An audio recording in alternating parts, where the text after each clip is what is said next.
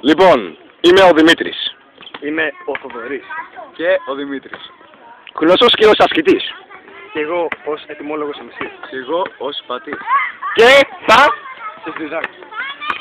Ναι, μπάσκετ. Ακριβώς. Θα το συζάκι με μπάσκετ. Είναι αυτονόητο. Πρώτος ο Θεό. Ασκητής. Ναι.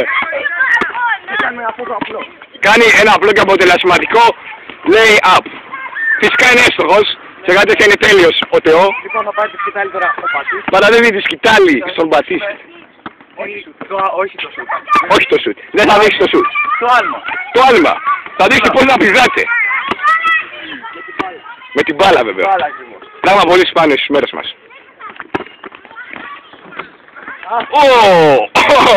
Είχαμε ένα μικρό ατυχηματάκι. Παρέμβω την κάμερα στον Θεό. Ακριβώς. Και εγώ την μπάλα στον ασκητή. Και τραυματίστηκα. Ναι. Λιγουλάκι. Θα σας πω κάτι πολύ απλό, κυρίες και κύριοι. Πάμε και θα σε γαμίσω μετά. Το μπάσκετ είναι άθλημα μυαλού και πνεύματος. Αλλά θέλει και τεχνική. Γιατί αν δεν έχεις τεχνική δεν μπορείς να κάνεις αυτές τις τρίπλες εδώ πέρα. Πολύ σωστά. Και δεν μπορείς να κάνεις και αυτό το πράγμα.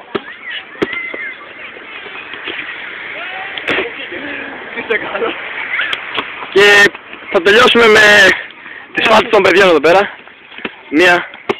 Κάνω και zoom για να φαίνεται όλος. Δύο ο Μίτσος. 24.